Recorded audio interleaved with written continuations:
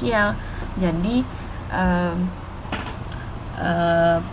bisa kita bahas ya sedikit saja, nggak usah dalam-dalam, serem gitu katanya. Nah, tentang apa sebenarnya yang terjadi di masyarakat Taiwan dari perspektif sosiologi ataupun penyimpangan sosial kayak gitu. Oke. Nah, jadi ada yang ini ya nih, beritanya masih sebagian dalam bahasa Inggris gitu ya, tapi ini akan saya ceritakan mungkin kalau bagi yang belum tahu. Jadi kan dari yang berita yang saya baca itu ada 3 orang yang meninggal di MRT ya, MRT Bancao ya, jalur biru, penusukan ya. Jadi ada penusukan oleh disebutkan ini mahasiswa ya, salah satu mahasiswa di Taichung kalau nggak salah, dari Tonghai University. Kemudian dia itu mabuk gitu ya, dan kemudian dia menyerang gitu ya dengan pisau orang-orang yang ada di dalam MRT. Kemudian kejadiannya tadi sore ya, jam 4 sore, sekitar jam 4 sore. Kemudian yang meninggal 3 orang, kemudian yang terluka itu sampai 20-an orang. Terus kejadiannya ini serangan yang random ya, maksudnya siapapun orangnya ada di situ, kemudian langsung dia serang semua gitu. Terus itu jam 4, kalau misalnya teman-teman tahu sendiri kan ya, kalau di Taiwan kan jam 4 sore itu kan udah lumayan rame ya, orang-orang jam pulang kerja atau mungkin pulang sekolah. Nah, saya juga lihat dari informasinya itu yang meninggal kan satu orang ibu-ibu gitu ya, ibu-ibu umur 40-an, kemudian ada mas-mas umur 20-an, ada juga yang umur 30-an. Kemudian yang terluka juga banyak juga ya. Bisa bayangin kalau misalnya orang yang nggak dikenal ya, kita dalam satu gerbong kereta gitu tiba-tiba langsung nusuk sana sini, itu kan serem banget gitu ya, di film-film tadi ada yang bilang. Kemudian ini kalau yang bikin saya cukup tertarik, bukan tertarik dalam artian terus jadi saya psikopat gitu, bukan ya, tapi yang menarik adalah kan kita tahu kalau Taiwan itu Taipei terutama itu kan dikenal sebagai salah satu kota yang paling aman kan ya, maksudnya dibandingkan daerah-daerah lain yang ada di dunia. Nah, mau kadang aja kita kalau misalnya mau jalan-jalan, tas kan taruh aja digeletain ya, tas ditaruh mana-mana pun nggak masalah, nggak takut kecopetan. Kemudian kalau saya juga di sini di perpustakaan itu kadang kalau mau pergi bentar kamar mandi, tinggal aja gitu digeletakin. Itu kan masih yang masalah simpel aja, misalnya pencurian itu kan jarang sekali ya, pencopetan itu kan jarang. Nah, ini bisa sampai ada kejadian sadis ya, bisa dikatakan sadis, sampai ada kasus penusukan. Ini kan ekstrim sekali gitu kan, orang dikatakan aman, nyaman, tentrem gitu ya di Taiwan, tiba-tiba kok udah ada satu kasus yang sangat luar biasa ekstrimnya. Nah, di sini saya pingin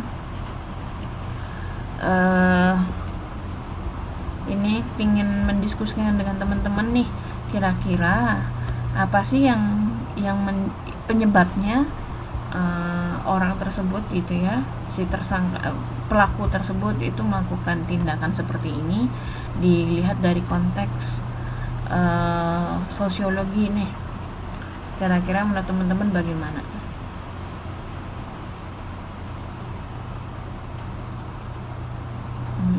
Oh, ini ada, wah, dompet pernah hilang di toilet. Oh iya mbak, memang nggak bisa dikatakan benar-benar 100% ini ya, bersih dari tindakan kriminal, tapi relatif memang cukup aman lah dibandingkan kalau misalnya di Indonesia.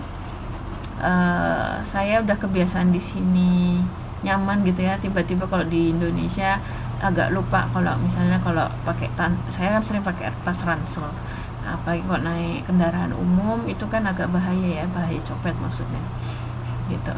Nah, tapi kalau di sini tuh kan biasa aja, malah jadi tingkat kewaspadaan jadi berkurang gitu. Terus Kalau misalnya ada kejadian-kejadian misalnya pencopetan itu, kalau kata teman saya, justru biasanya pelakunya bukan orang Taiwan gitu, bukan berarti dia rasis ya atau gimana, tapi biasanya dari orang entah dari mana lah kayak gitu, dari yang lain. Tapi kalau misalnya orang Thailand sendiri itu sangat terjaga, walaupun itu nggak bisa dikatakan 100% pasti semua bersih. Nah, hal ini saya lihat polanya sama juga seperti yang terjadi di Jepang kan. Kalau dulu saya pas lagi di Jepang itu sama juga, tingkat kriminalitas itu sedikit ya, kecil sekali. Pun misalnya ada kejadian kehilangan apa segala macam, itu pasti akan balik. Dulu saya pernah soalnya sepeda saya tuh hilang 3 hari, tapi terus kemudian balik lagi gitu, itu kan ada orang yang minjem ya. Terus hal-hal yang simple-simple gitu itu terjaga lah ya. Tapi saya lihat polanya kasus-kasus tindakan ekstrem itu juga banyak nih. Apa ya, dulu saya agak lupa tahun berapa, tapi sekitar tahun 2000-an awal di Jepang itu ada orang yang memang stres ya. Orang Jepang itu stres, jadi dia bawa nyetir truk, nggak salah nyetir truk ke daerah Akihabara. Bisa teman-teman cari aja Akihabara insiden gitu ya, Akihabara insiden itu. Orang itu kalau nggak salah bunuhnya banyak sekali. Jadi dia nabrakin truknya ke orang-orang gitu kan. Daerah Akihabara itu kan semacam kayak di sini Guangzhou lah, daerah pusat elektronik gitu ya. Kemudian truknya terus kemudian langsung nusukin orang, terus setiap orang ketemu di jalan langsung ditusuk semua. Nah, ini kalau dilihat dari permasalahan masyarakat menunjukkan bahwa memang tingkat stres itu tinggi ya. Sama halnya di sini nih, kalau dari berita-berita kan belum di ini ya, belum disebutkan apa penyebab apa alasan dari si pelaku ini melakukan tindakan keji ini. Terus nih saya belum baca nih dari teman-teman. Apa karena ini dari Mbak Ana Meli, apa karena pernah mengalami trauma kekerasan, terobsesi sama film apa, game online? Ya mungkin bisa juga Mbak. Memang kalau di saya tahunya yang untuk konteks Jepang ya, kalau Jepang itu ada yang namanya memang hikikomori, atau orang-orang yang dia mengucilkan diri dari masyarakat. Dia nggak mau keluar rumah, akhirnya cuma di kamar aja. Dia akhirnya biasanya kalau nggak di trauma kekerasan, ada juga karena bully ya, pembulian. Kemudian akhirnya dia memilih untuk nggak mau ketemu dengan orang-orang, nggak mau berinteraksi, terus di rumah cuma mau nonton atau nge-game aja. Makanya itu hikikomori untuk kasus yang sangat ekstrim bisa membuat tindakan-tindakan seperti tadi gitu ya. Ada yang tindakan kriminal, ada juga untuk tingkat kasus bunuh diri itu juga tinggi untuk orang-orang yang seperti itu. Nah kan nggak kebayang ya kalau misalnya kenapa sih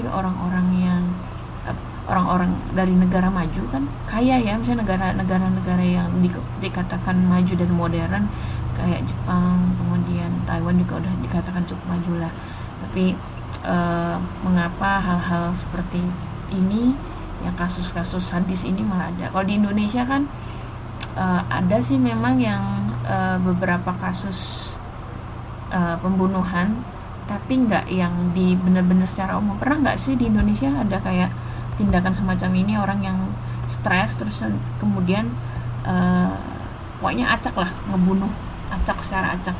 Yang saya tahu kan memang ada pembunuhan itu ya cuma misalnya memang dia dendam sama keluarga tertentu atau orang tertentu, dia nggak kenal siapa-siapa, pokoknya dibunuh aja gitu. Nah menurut teman-teman gimana nih, kok bisa terjadi sih di konteks Indonesia, walaupun nggak dikatakan aman ya, tapi nggak ada tindakan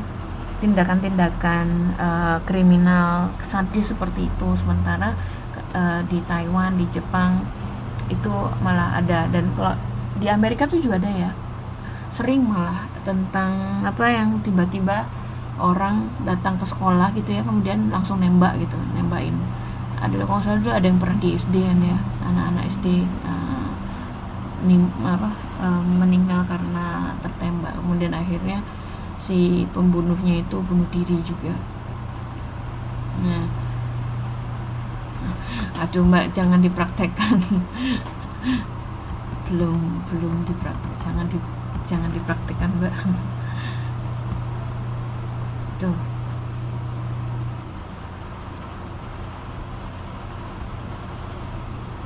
Oke. Ini saya baru baca ya, dari teman-teman, jawaban teman-teman. Dari Mbak Riri Rianti mungkin menggambarkan kalau orang Taiwan terlalu banyak tekanan dan kekuatan hati lemah, istilahnya iman gitu ya. Kemudian Mbak Wat udah diniati ya Mbak ya. Yang lainnya Mbak Tia stres, nggak sadar apa yang dilakukan. Kemudian ada lagi,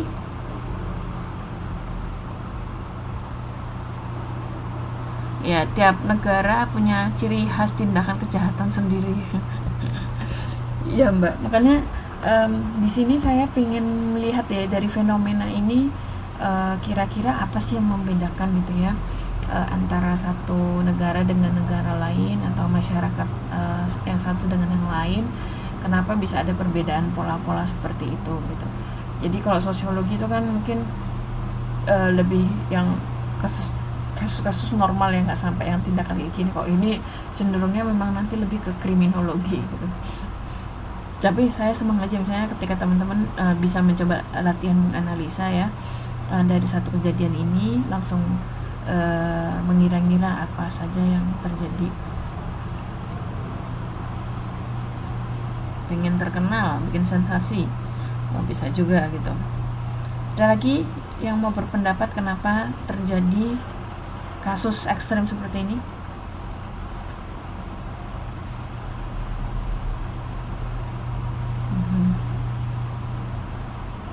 Orang Mbak Ami, Mbak Kuan Ami, orang Taiwan jarang ada yang mau jadi kuli, apalagi anak mudanya.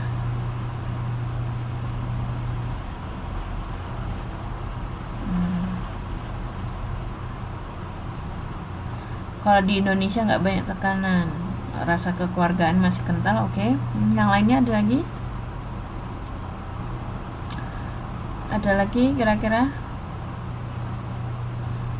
komentar-komentarnya kenapa bisa terjadi begitu. Ini dilihat dari ini ya, jawabannya yang serius.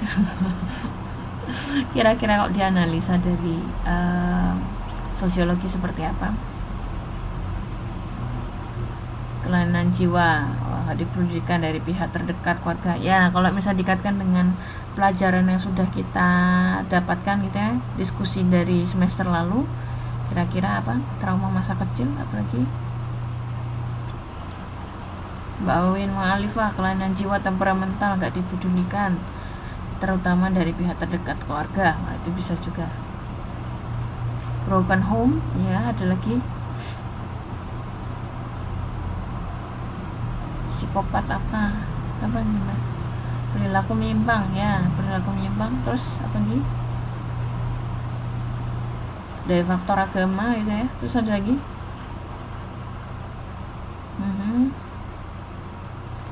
Ada lagi yang mau menjawab nih sambil saya ini langsung bahas aja ya.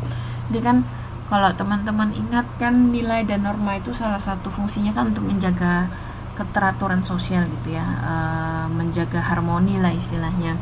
Nah ini ketika misalnya norma-norma itu dilanggar, maka memang akan terjadi hal-hal yang tidak diinginkan. Dan memang kan masyarakat Indonesia, masyarakat Taiwan kan beda ya, beda secara culture-nya. Kemudian tadi sudah disebutkan misalnya ada faktor agama, karena juga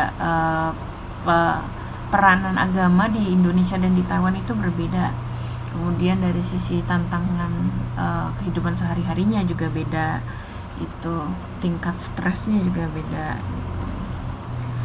Frustasi, nah intinya iman kurang kuat, itu dari sisi agama ya.